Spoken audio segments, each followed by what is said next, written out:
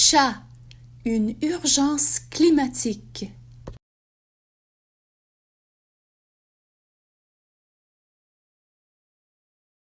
Chapitre 5 de 39.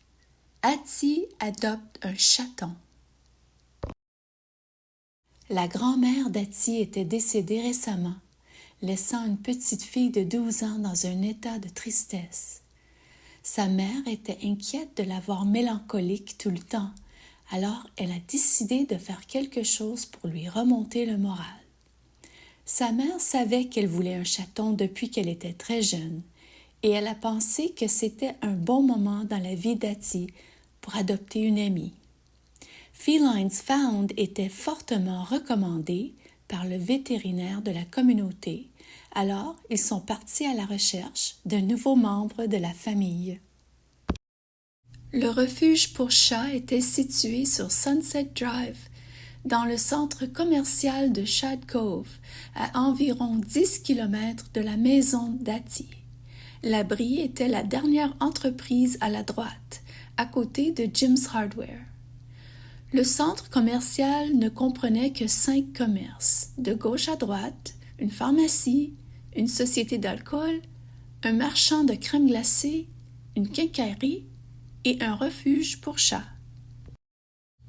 Les commerces de crème glacée et celui d'alcool attiraient beaucoup de visiteurs parce qu'ils étaient en face de la plage. La quincaillerie vendait beaucoup de bateaux gonflables et de chaises de plage. C'était donc aussi un endroit populaire. Le refuge pour chats recevait beaucoup de visiteurs en été. C'était un endroit agréable à visiter quand vous aviez une crème glacée à finir et que vous étiez curieux de voir les chats et les chatons à adopter. La moitié du mois d'août maintenant passé, le centre commercial serait très occupé. Alors les parents d'Hattie ont choisi un lundi à 10 heures pour visiter les chats. Ils ont stationné directement devant le refuge et ils se sont regardés avec une expression qui voulait dire « Est-ce qu'aujourd'hui serait le jour? » Hattie prit une profonde respiration pour calmer ses nerfs et entra dans l'abri. Elle se tient à la porte et resta immobile comme une statue, submergée par tous les chatons et les chats qui la regardaient à travers les barreaux de leur cage.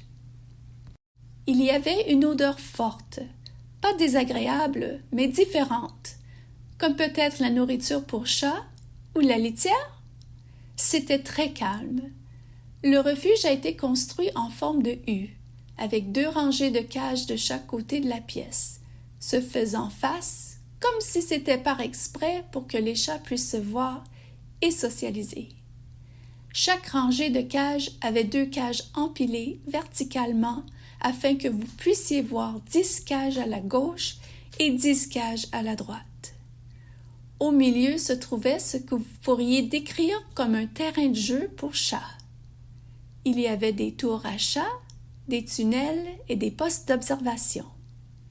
À l'arrière, dans le coude du U au milieu du mur, il y avait un bureau pour les papiers d'adoption.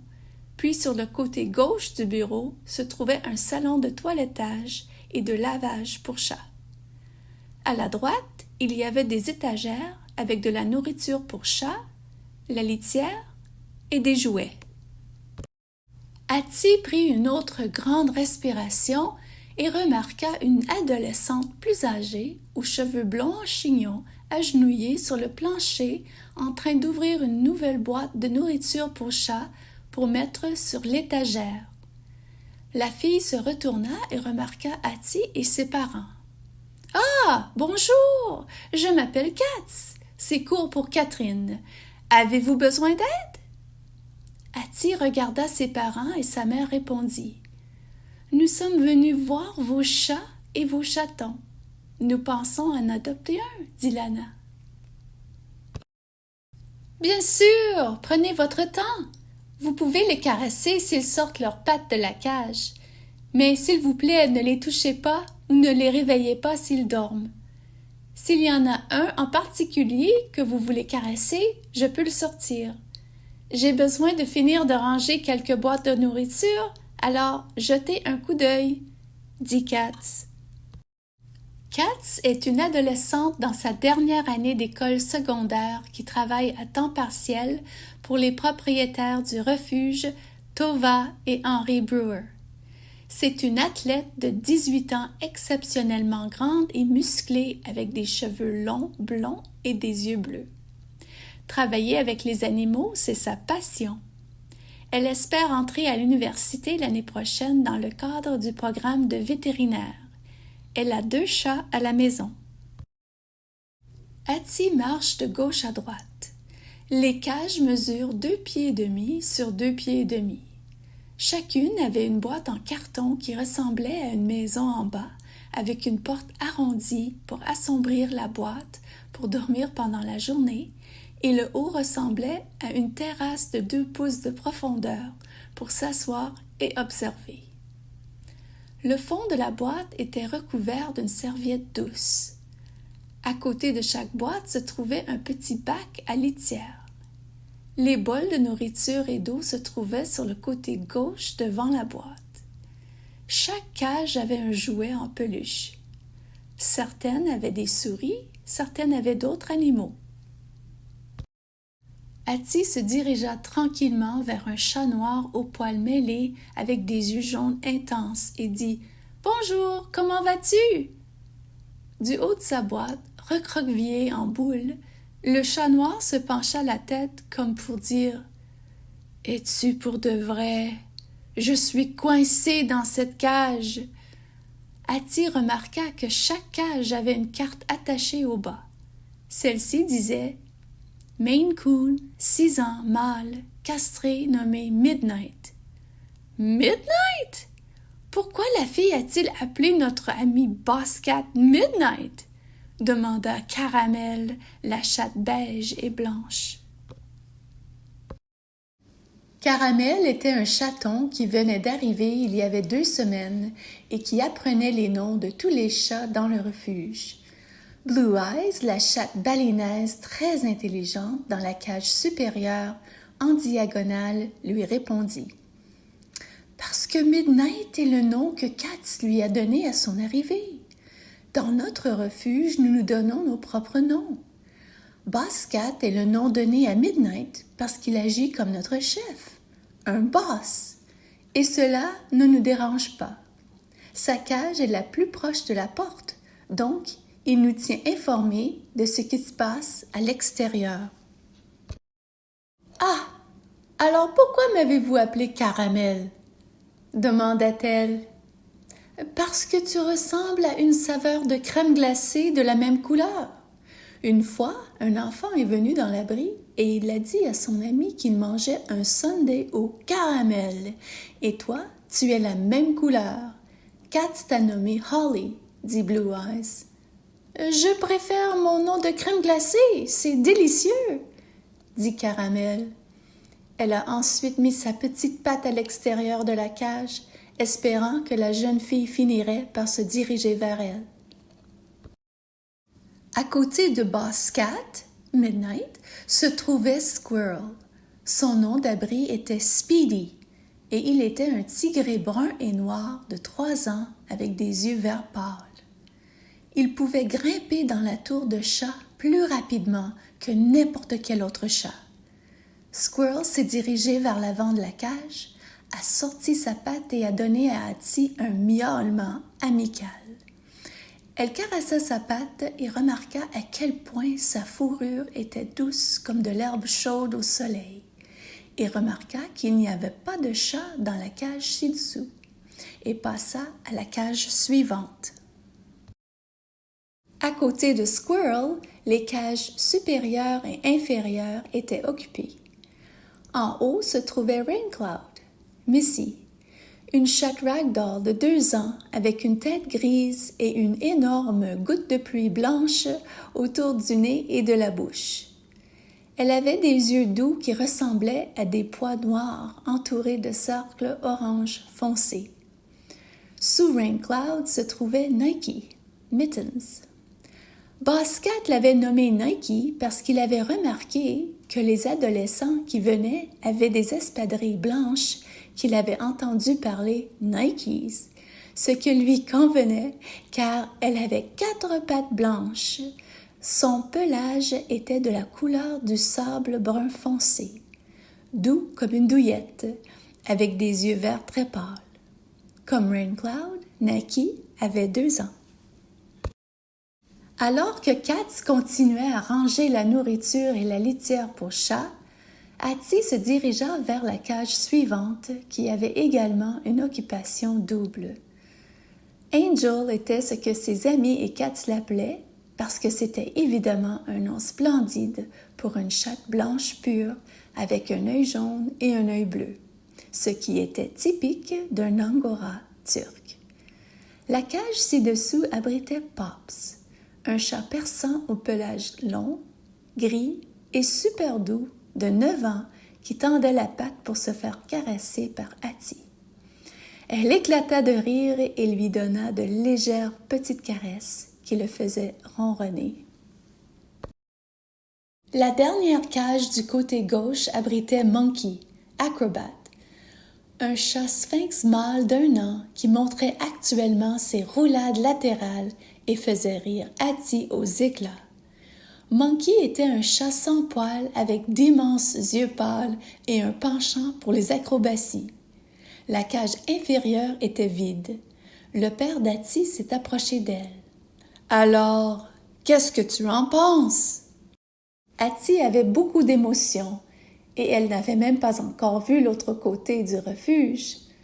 La mère d'Hattie est venue dire qu'elle avait remarqué que les chats plus âgés semblaient être sur le côté gauche et certains des plus jeunes à la droite. Katz les a entendus parler et elle est intervenue pour dire que Tova et Henri avaient spécifiquement arrangé les chats de cette façon. Quand les parents adoptifs potentiels entrent dans le refuge, la plupart regardent de gauche à droite, comme lorsque vous lisez. Les chats plus âgés étaient toujours plus difficiles à placer. Ils étaient donc vus en premier, en espérant que quelqu'un les prendrait rapidement et les adopterait. Les chatons et les chats étaient à la droite, à être vus en dernier, car ils partaient vite. Tout le monde voulait un chaton. Après avoir passé le salon de toilettage, le bureau de Tova et les étagères avec la nourriture, Hattie est tournée du côté droite. La première cage avait un chat avec ses pattes déjà sorties et il parlait à Hattie. Majesty, Parrot, était son nom et les amis l'avaient nommé comme cela parce que son oreille gauche était pliée, comme s'il faisait révérence et ses yeux étincelaient comme des bijoux. Majesty était un bobtail japonais de couleur brun et rouille, âgé de 6 mois, avec des yeux verts, et il aimait bavarder. C'est pourquoi Katz l'avait appelé Parrot.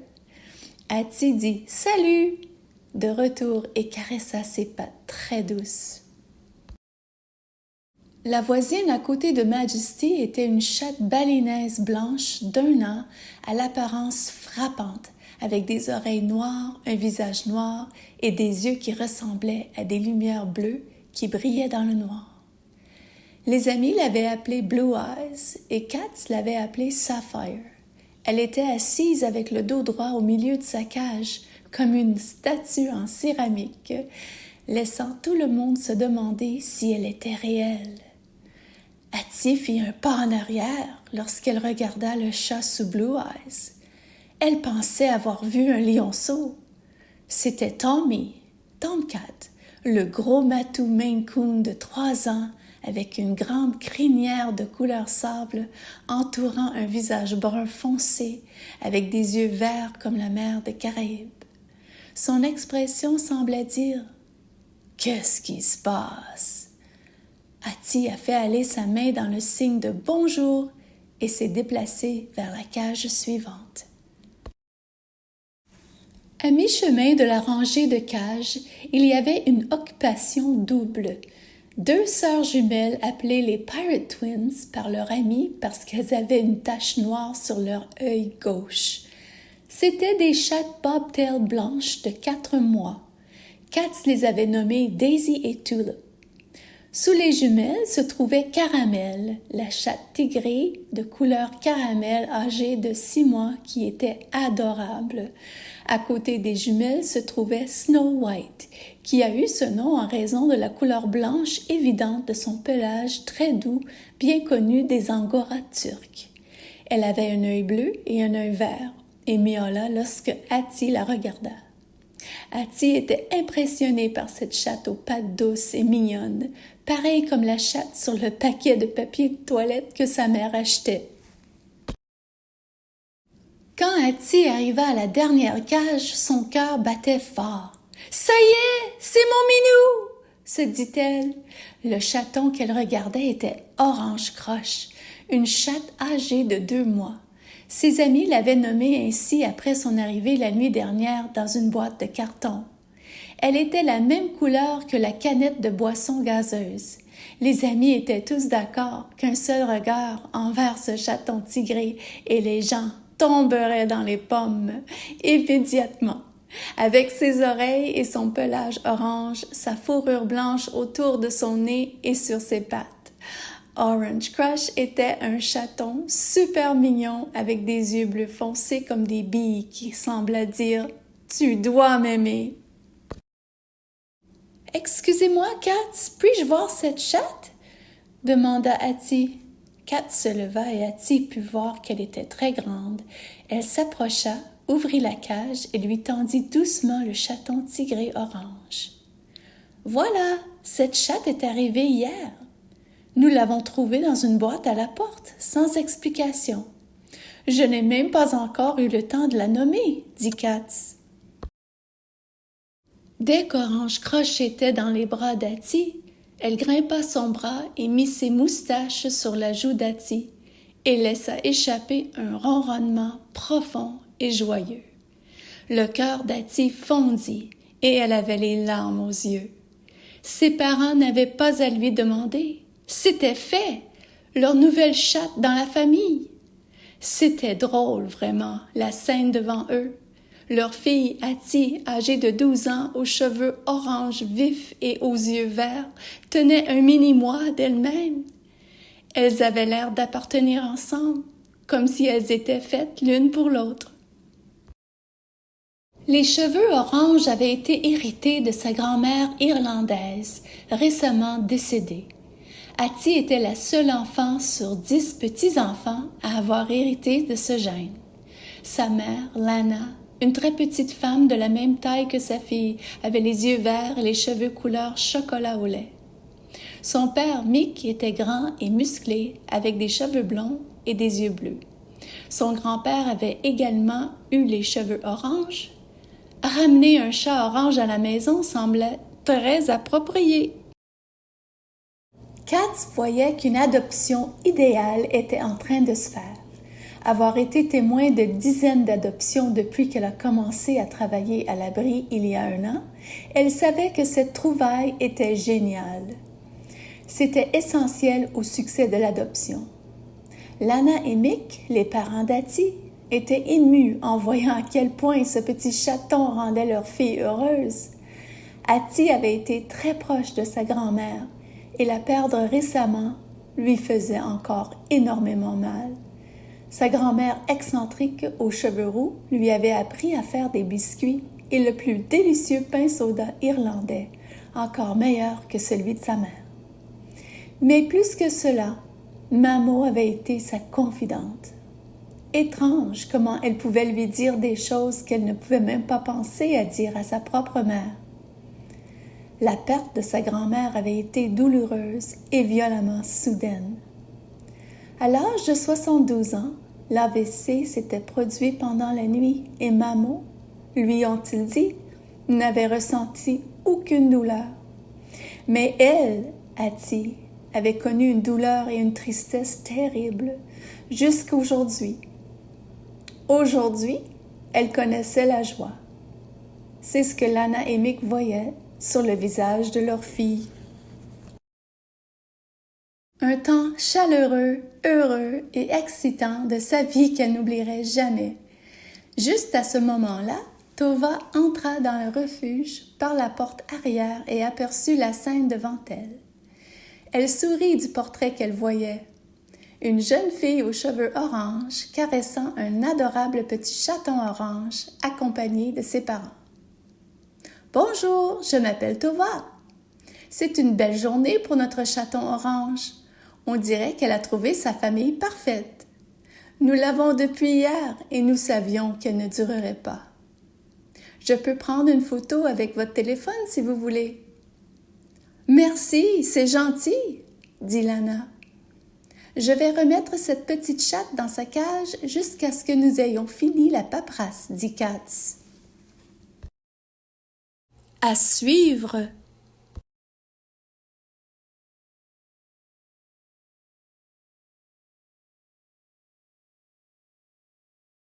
Merci les amis, à la prochaine!